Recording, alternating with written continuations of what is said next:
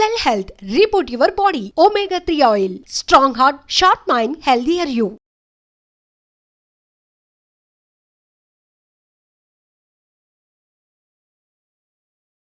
అసలు ఓకే, చాలా వీడియోస్లో మీరు చెప్పినట్టుగా మన ఆడియన్స్కి ఒక చిన్న ఇంట్రొడక్షన్ ఇద్దాం. మీ ఆధ్యాత్మికత ఏంటి, అసలు మీ ఆరాటం ఏంటి, సొసైటీ మీద మీ ఇంత ఆరాటం ఏంటి, అసలు ఈ ఆధ్యాత్మికత ఏంటి, అసలు మీలో ఉన్న ఏంటి, అసలు ఈ ఒకసారి ఆడియన్స్కి చిన్న ఇంట్రొడక్షన్ ఇచ్చేసి మాట్లాడతాం. ఆడియన్స్కి ఆధ్యాత్మికత అంటే అంత పెద్ద పెద్ద వర్డ్స్ నాకు తెలియదు, to tell you very frankly. కాకపోతే ఒక మనిషిగా పుట్టాం, అది ఒక హిందూ తత్వం ఉన్న ఇలాంటి ఒక కల్చర్లో పుట్టాం, భారతదేశం లాంటి ఒక పుణ్యభూమిలో పుట్టాం. ఎందుకంటే I'm very proud of that నేను భారతదేశంలో పుట్టాననేసి. డెఫినెట్గా you also must be very proud of that you are an Indian, I'm an Indian. So ఇలాంటి ఇండియన్ ఉన్నప్పుడు మనకి ఒక 20-25 ఇయర్స్ బ్యాక్ వెళ్తే అప్పుడున్న మన కల్చర్ తాలూకా ఇన్డెప్త్ నాలెడ్జ్ అన్నది ఇవాళ రేపటి రోజుల్లో వస్తున్న జనరేషన్ మొత్తం మరిచిపోతున్నారు. వాళ్ళకి మనం ఎడ్యుకేట్ చేద్దాం అనుకున్నా సరే అది వాళ్ళు పట్టించుకోవటం లేదు. మునుపటి ఇప్పుడు రీసెంట్లీ నేను ఒక యూట్యూబ్లో చూశాను, young girls all in a professional colleges. ఒక అమ్మాయిని అడిగారు, రాముడు కృష్ణుడు ఏమవుతారు అనేసి. అంటే అమ్మాయి చెప్పింది, maybe brothers. And who is Ravana to Sita, Ravana to Sita elder brother means ఆ లెవెల్కి దిగజారిపోయింది యాక్చువల్లీ. రావణాసురుడికి సీత ఏమవుతుంది అంటే ఎల్డర్ బ్రదర్ అని చెప్పింది ఆ అమ్మాయి. రాముడు కృష్ణుడు బ్రదర్స్ అని చెప్పారు. దీనికి ఇంతలాగా వాళ్ళు మన తాలూకు, ఎందుకంటే మన దగ్గర ఉంది రెండు ఎపిక్స్. ఒకటి భగవద్గీత, దట్ ఈజ్ మహాభారతంతో, రెండవది రామాయణం. ఆ కాలం నుంచి ఉంది, ప్రతి ఇంట్లో ఉంచుకోవాలి అని చెప్తారు కూడా. అలాంటి ఒక ప్రొఫెషనల్ కాలేజెస్ అంటే ఎంబీబీఎస్, ఇంజనీరింగ్, ఎంబీఏ ఇలాంటి కాలేజెస్లో ఉన్న స్టూడెంట్స్, అబ్బాయిలు అమ్మాయిలకి మన తాలూకా గ్రంథాల గురించి మినిమం కూడా తెలియదు అంటే దానికి మెయిన్ కల్ప్రిట్స్ ఎవరు అంటే వాళ్ళ పేరెంట్సే. ఎగ్జాక్ట్లీ.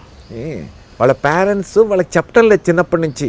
పుట్టగానే మావాడు ఇంజనీర్ అయిపోతాడు, మావాడు డాక్టర్ అయిపోతాడు, మావాడు ఇదైపోతాడు, మావాడు అదైపోతాడు అంటాడు. కానీ మన తాలూకా మినిమం కల్చర్స్ ఉన్నాయి. ఇంట్లో తాత అమ్మని రెస్పెక్ట్ చేయండి, బాబాయ్ అంటే ఎవరు, పిన్నమ్మ అంటే ఎవరు, మావయ్య అంటే ఎవరు, అత్తమ్మ అంటే ఎవరు, కజన్స్ అంటే ఎవరు, వీటితో ఒక నాలెడ్జ్ క్రియేట్ చేసుకొని ఉంచుకోండి అన్నది వాళ్ళు చెప్పటం లేదు.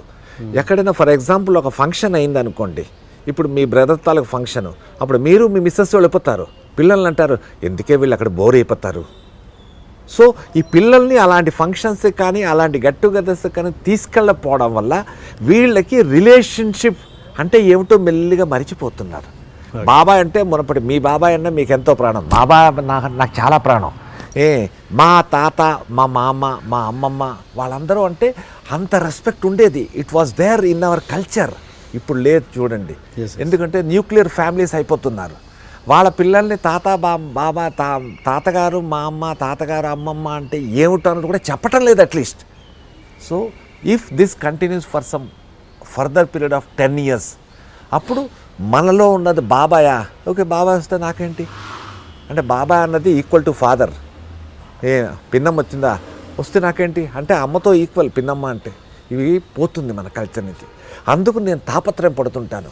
ప్లీజ్ ఇవాళ రేపటి ఉన్న యూత్తో నేను రిక్వెస్ట్ చేసింది కూడా అదే.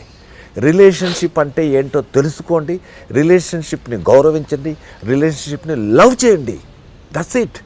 మీకున్న బేసిక్ బిజీ షెడ్యూల్లో ఎవరు వచ్చి దూరిపోరు. మీ బిజీ షెడ్యూల్, మీకున్న ట్రెండింగ్ మీరు ఉంచుకోండి.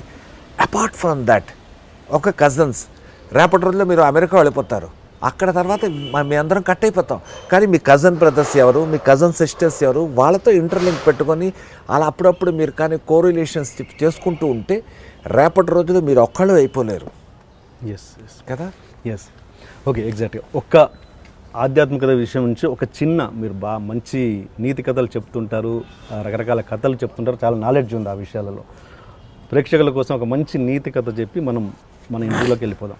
ఒక మంచి నీతి కథ అంటే, మనం కానీ దేవుణ్ణి మనసారా ప్రార్థిస్తే మాత్రం 101% మనం ఎందుకు వాడిని ఆరాధిస్తున్నామో అతను ఫుల్ఫిల్ చేస్తాడు. ఓకే. ఒక వ్యక్తి తన తాలూకు ఒక చిన్న చార్టర్డ్ ఫ్లైట్లో వెళ్తుండేను. అనుకోకుండా ఆ ఫ్లైట్ ఏదో ప్రాబ్లం వచ్చింది, పొలాల్లో ల్యాండ్ చేశాడు. పొలాల్లో ల్యాండ్ చేసే టైం చూసేసరికి ఆల్మోస్ట్ 4:30 అయిపోయింది సాయంకాలం. అతను వెళ్ళవలసింది అహ్మదాబాద్ వెళ్ళాలి, యమా స్పీడ్లో వెళ్ళిపోవాలి, చాలా పెద్ద బిరుదు ఇస్తున్నారన్నమాట, one of the biggest medal for his life అనేసి. బయటకు చూస్తూ దూరంగా ఒక విలేజ్ కనిపించి పరిగెట్టి వెళ్ళాడు. అక్కడ వెళ్ళి ఏది అంటే ఒక డొక్కు అంబాసిడర్ కారు దొరికింది.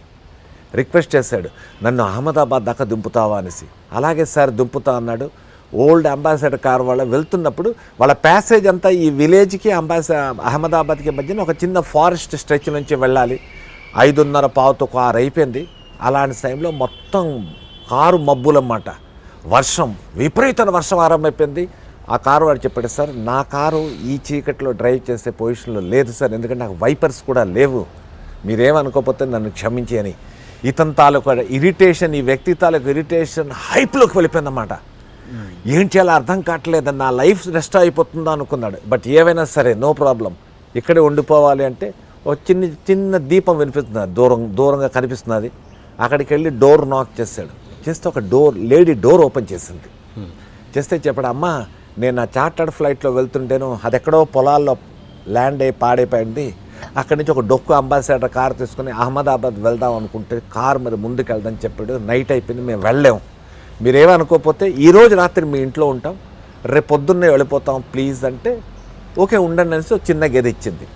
రాత్రి తినడానికి ఫుడ్ పెట్టింది, అన్నీ అయి పొద్దున్నేసరికి మొత్తం అంతా తెరివి ఇచ్చింది. బయలుదేరుతుంటే టీ తెచ్చిచ్చింది. టీ తాగుతూ ఈ వ్యక్తి అతను అన్నాడు, ఒక చిన్న విషయం అడగచ్చా అని. చెప్పండి ఏంటంటే, నిన్న నైట్ నుంచి చూస్తున్నానమ్మా, నువ్వు నోట్లో ఏదో మర్మరింగ్ ఏదో అలా చెప్తున్నావు, వాట్ ఈస్ దట్ అని అంటే ఆవిడ చెప్పింది, నాకు నారాయణ అంటే చాలా ఇష్టం అండి, అందుకోసం నా నోట్లో నేను ఓం నమో నారాయణ ఓం నమో నారాయణ ఓం నమో నారాయణ అనేసి ప్రే చేస్తూ ఉన్నాను. ఎందుకోసం అడిగాడు. లోపల చిన్న కొట్టుంది, దాంట్లో నాకు 10 సంవత్సరాల కుర్రోడు ఉన్నాడంటే మా బాబు, వాడికి ఏదో బ్రెయిన్లో ఒక ప్రాబ్లం వచ్చింది, ఆ ప్రాబ్లం ఎలా క్యూర్ చేయాలనేసి నా దగ్గర ఉన్న స్తోమతకి ఇక్కడున్న చుట్టుపక్కల డాక్టర్ దగ్గరికి తీసుకెళ్ళాను, బట్ వాళ్ళకి ఎవరికీ తెలియలేదు. ఆఖరికి ఒక లేడీ డాక్టర్ చెప్పింది, మలేషియాలో డాక్టర్ అబ్దుల్ ఫరీద్ అని ఒక డాక్టర్ ఉన్నాడు, అతని దగ్గరికి తీసుకెళ్తే వీడు బాగవుతాడు, నేను వెళ్ళలేను కాబట్టి నారాయణని ప్రే చేస్తున్నా ఏదోలా హెల్ప్ చేయమని. ఇంకేం లేదండి అనేసరికి ఈ వ్యక్తి ఎవడైతే ఆవిడతో మాట్లాడుతున్నాడో అల్లా అని కూర్చుంటున్నాడు మోకాళ్ళ మీద. చెప్పాడు, నా పేరే అబ్దుల్ ఫరీద్ అమ్మా, నేనేమో యాక్చువల్లీ అహ్మదాబాద్ నాకు అవార్డు ఇస్తారని వెళ్తుండే నా ఓన్ ఫ్లైట్లో. అంటే ఈవిడ అబ్దుల్ ఫరీద్ దాకా వెళ్ళే స్తోమత వాడికి లేదు కాబట్టి, ఆ నారాయణ్ని నమ్మింది కాబట్టి ఆ అబ్దుల్ ఫరీద్ అన్న ఒక డాక్టర్ని ఈవిడ దగ్గర తీసుకొని వచ్చాడు. If you believe it, it's really very strong. లేదు ఇవన్నీ ఎగ్జాంపుల్స్ కథల్లాగా చెప్తున్నావు అంటే దానికి చెప్పడానికి లేదు. ఎందుకంటే ఏదైనా స్ట్రాంగ్ స్టాంప్ పడాలి అంటే ఒక ఎగ్జాంపుల్ ద్వారానే వెళ్తుంది, లేకపోతే వెళ్ళదు. అలాంటి దానికే ఇలాంటి stories. And it is a fact. Doctor Abdul Farid అన్న ఒక డాక్టర్ మలేషియాలో ఉన్నాడు.